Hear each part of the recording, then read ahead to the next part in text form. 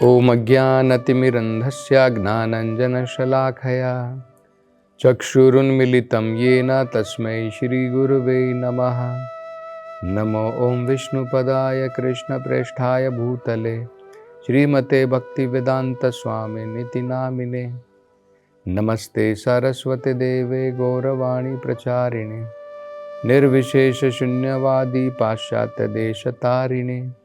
जय श्री कृष्ण चैतन्य प्रभु नित्यानंद श्री अद्वैत गदाधर श्रीवासादि गौर भक्त वृंदा। हरे कृष्णा कृष्ण कृष्णा हरे हरे, हरे राम राम राम हरे हरे। हरे कृष्णा। तो सुखदेव गोस्वामी जी महाराज परीक्षित को वो वृतांत बता रहे हैं।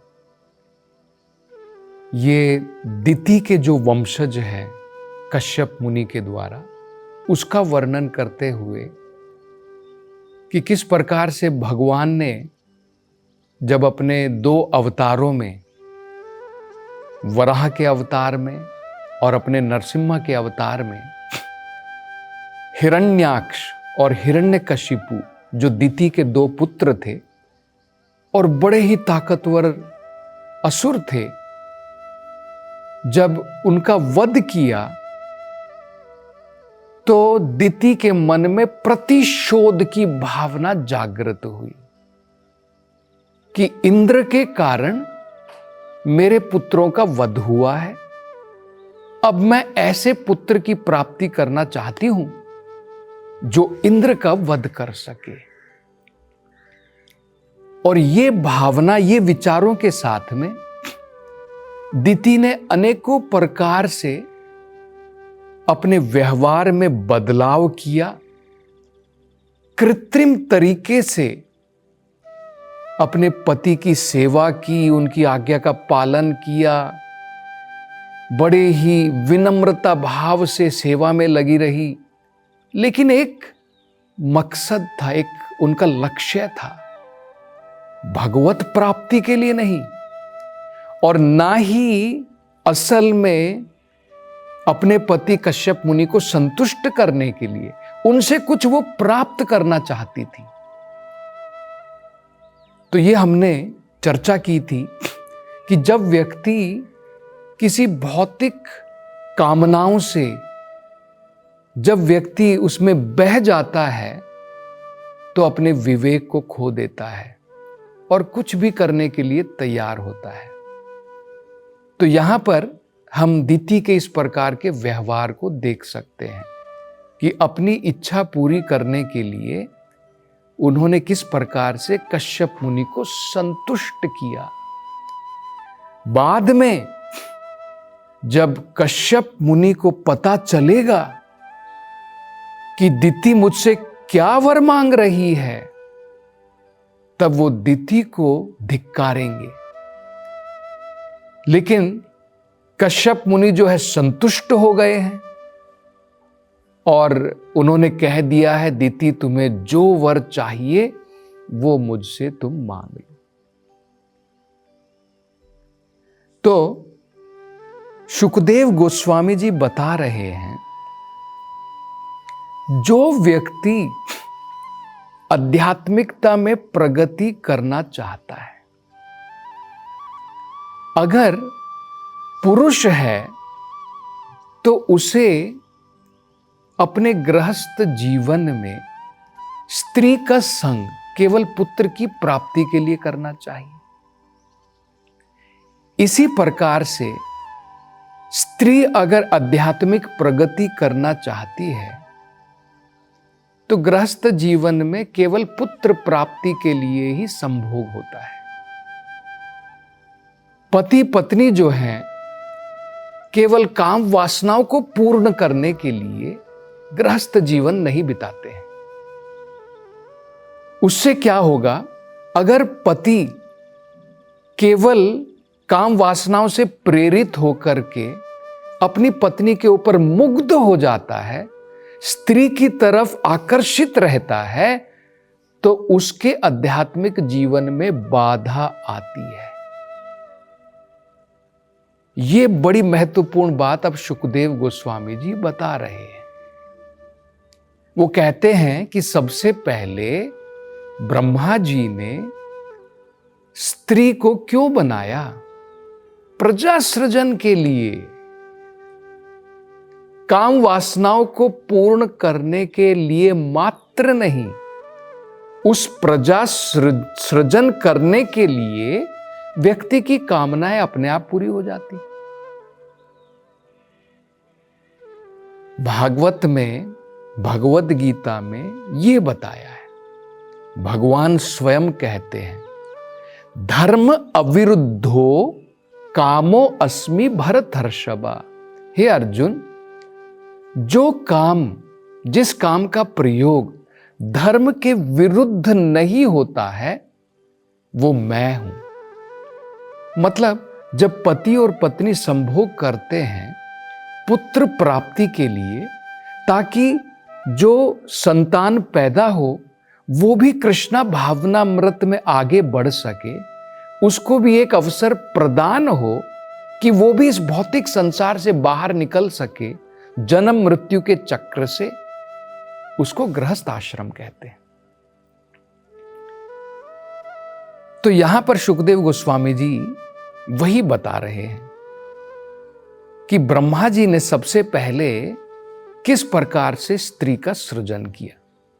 वो कहते हैं, विलोकया, जब ब्रह्मा जी ने देखा, एकांत भूतानि, जीव जो है इस भौतिक संसार में आने के बाद भी एकांत है, उसको कोई आसक्ति नहीं है। ये देखिए, ये बड़ी महत्वपूर्ण बात है। हम लोग देखते हैं जब व्यक्ति घरेलू जीवन में जब उसने प्रवेश नहीं किया है तो वो बड़ा निरासक्त रहता है। लेकिन जैसे ही स्त्री और पुरुष एक साथ में आते हैं, इस भौतिक संसार में गांठ बंध जाती है, उनकी आसक्तियां बढ़ जाती हैं। ये भागवत में बताया है, वेदों में बताया है, उसकी चर्चा हम करेंगे। पहली गांठ बनती है जब उनका संभोग होता है। पुंसाम स्त्रिया मैथुनी भावमेतत् तयो मिथो हृदय ग्रंथि राहु। उनके हृदय में एक ग्रंथि बन जाती है, गांठ बन जाती है। देखिए, जब पुरुष अलग है, स्त्री अलग है, कोई गांठ नहीं है। लेकिन जैसे ही उनका विवाह होता है और शरीर का संभोग होता है, पुंसाम स्त्रिया मैथुनी भावमेतत्, तो उनके हृदय में गांठ बंध जाती है। पहले तो वो जानता भी नहीं है ये स्त्री कौन है, वो स्त्री भी नहीं जानती है पुरुष कौन है। लेकिन बाद में वो कहते हैं, नहीं मैं तुम्हारे बिना जीवित नहीं रह सकता हूं। वो कहती, मैं तुम्हारे बिना जीवित नहीं रह सकती हूं। मतलब गांठ बंध जाती है। बाद में अतः ग्रह, तो जब पति पत्नी आपस में मिले तब उनको घर की जरूरत पड़ती है। जब व्यक्ति मैरिड नहीं है, घरेलू जीवन में उसने प्रवेश नहीं किया है, कहीं पर भी जाकर के सो जाता है। व्यक्ति को क्या है, रेलवे स्टेशन पे गया तो उधर सो गया, पेड़ के नीचे जगह मिली उधर सो गया। लेकिन जब घरेलू जीवन में प्रवेश कर लिया तब घर की जरूरत पड़ती है। अतः ग्रह, लैंड की जरूरत पड़ती है, क्योंकि ब्रह्मचारी को तो ये सब जरूरत नहीं है। ब्रह्मचारी तो कहीं पे भी रह लेता है, पेड़ के नीचे रह लेगा, कहीं पर भी स्थान मिल गया उधर रह लेगा, खाने के लिए भिक्षा मांग लेगा, उसे थोड़ी जमीन की जरूरत है। लेकिन घरेलू जीवन में ये सब जरूरी पड़ते हैं।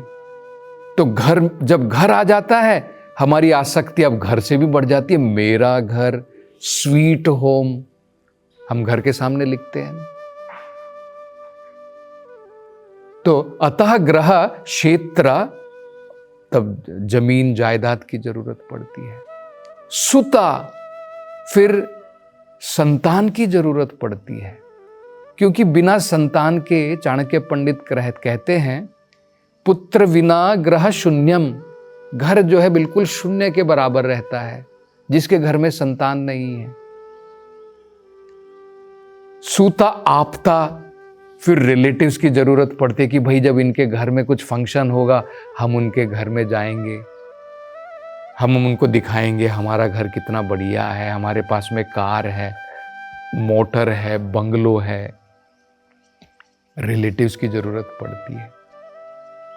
तो कहते हैं जनस्य मोहोयम, इस प्रकार से दोनों मोह में फंस जाते हैं। अहम ममेति, मैं और मेरा, इस मोह में जीव जो है जकड़ जाता है भौतिक संसार में।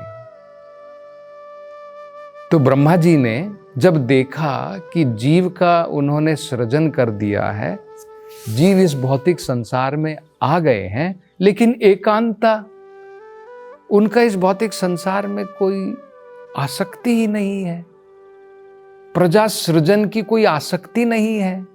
तब उन्होंने क्या किया, भूतानि आदौ प्रजापति, इस संसार के शुरुआत में जब रचना होती है ना, भौतिक संसार की रचना होती है, उसके बाद में कुछ समय तक पालन होता है, बाद में प्रलय होती है, फिर रचना होती है, फिर पालन होता है, फिर संहार, ये साइकिल चलती रहती है। तो जब रचना का समय होता है उसको आदौ कहते हैं, शुरुआत में। तो प्रजापति ब्रह्मा ने क्या किया, स्त्रियम चक्रे स्वदेह अर्धम, जीव के शरीर से, पुरुष के शरीर से, उसके बेटर बढ़िया भाग से स्त्री को बनाया। देखिए, स्त्रियम चक्रे स्वदेह अर्धम, पुरुष के आधे शरीर से स्त्री को बनाया। इसलिए तो स्त्री को क्या कहते हैं, अर्धांगिनी। हमारा आधा अंग है अभी, जब स्त्री से मिलन होता है तभी हम पूर्ण हैं, इसलिए स्त्री को अर्धांगिनी कहते हैं। लेकिन ये बड़ी महत्वपूर्ण बात है जो शुकदेव गोस्वामी आगे कह रहे हैं, यया पुंसाम मतिर्हृता। लेकिन अगर पुरुष ने अपने विवेक का प्रयोग सही प्रकार से नहीं किया तो वो, उसकी मति भटक सकती है, स्त्री के द्वारा उसकी मति भटक सकती है। जैसे देखिए, चाकू जो होता है उसका आप सही प्रयोग भी कर सकते हैं, उसका गलत प्रयोग भी कर सकते हैं। चाकू जब एक ऐसे व्यक्ति के हाथ में है, जैसे मान लीजिए बड़ा अनुभवी डॉक्टर है, वो एक पेशेंट को बचा सकता है। वही चाकू अगर चोर के हाथ में है, वो किसी को मार सकता है। इसी प्रकार से ये स्त्री और पुरुष का आकर्षण अगर रेगुलेटेड है, गृहस्थ जीवन में है, तो ये हमारी ताकत डबल हो सकती है और हम आध्यात्मिकता में अच्छे से प्रगति कर सकते हैं बिना किसी डर के। गृहस्थ जीवन उस प्रकार से महत्वपूर्ण है। ब्रह्मचारी को, सन्यासी को डर रहता है कि कहीं मेरी मति भटक ना जाए स्त्रियों की तरफ। लेकिन गृहस्थ जीवन में अगर विवेक के साथ में व्यक्ति सही प्रकार से पति और पत्नी मिल करके अगर आध्यात्मिक प्रगति करते हैं तो उनका बल दुगना हो जाता है, डबल हो जाता है, और बढ़िया प्रकार से वो आध्यात्मिक प्रगति कर सकते हैं। जैसे बहुत सारे उदाहरण, प्रहलाद महाराज गृहस्थ थे, बलि महाराज गृहस्थ थे, पांडव गृहस्थ थे और भगवान के इतने महान भक्त हुए। द्रौपदी भी भक्त थी, पांडव भी भक्त थे, पति और पत्नी मिल करके भगवान की संतुष्टि में थे। लेकिन यही आकर्षण अगर सही प्रकार से केवल घरेलू जीवन बिताने के लिए होता है, हमारी मति भटक जाती है और हम इस संसार में बंधित हो जाते हैं। ये समझना बड़ा महत्वपूर्ण है। तो यहां पर दिति उसी प्रकार के घरेलू जीवन का प्रयोग कर रही है, केवल अपनी काम इच्छा पूरी करने के लिए, आध्यात्मिकता में प्रगति करने के लिए नहीं कर रही दिति कि मैं अपने पति को संतुष्ट करूं, दोनों मिल करके भगवान की सेवा करें, उसके लिए नहीं, अपनी कुछ भौतिक इच्छा पूरी करने के लिए। तो ये बताया है। इसलिए गृहस्थ जीवन में भी वेदों में एक चेतावनी दी है, बड़ी महत्वपूर्ण चेतावनी है। कई बार हम लोग सोचेंगे अरे ऐसी चेतावनी क्यों दी है, लेकिन महत्वपूर्ण है क्योंकि इंद्रियां बहुत बलवान होती हैं। देखिए क्या कहा है, मात्रा श्वाश्रा दुहित्रा वा न विविक्तासनो भवेत, बलवान इंद्रिया ग्रामो विद्वान अपि कर्षति। मात्रा मतलब माता, अपनी मां के साथ में भी एकांत स्थल पर नहीं बैठना चाहिए। श्वाश्रा अपनी बहन के साथ में भी नहीं, दुहित्रा अपनी बेटी के साथ में भी नहीं, न विविक्त आसनो भवेत, एकांत स्थल पर नहीं रहना चाहिए। क्यों? बलवान इंद्रिया ग्रामो, इंद्रिया बहुत बलवान होती है। विद्वान अपि कर्षति, कोई कहेगा नहीं मूर्ख व्यक्ति आकर्षित हो जाएगा, उसकी इंद्रियां जो है गुमराह हो जाएंगी। वेद कहते हैं नहीं, विद्वान भी जो है उसकी बुद्धि भी भ्रष्ट हो सकती है। तो मतलब विवेक का प्रयोग करके हमें अपने गृहस्थ जीवन चलाना चाहिए, ना कि दोनों पति पत्नी आपस में आकर्षित हो करके केवल इंद्रिया भोग में लगे रहें। तो गृहस्थ जीवन नहीं है, वो केवल भौतिक संसार का घरेलू जीवन होता है। इस बारे में चर्चा और हम अगली कथा में करेंगे। हरे कृष्णा।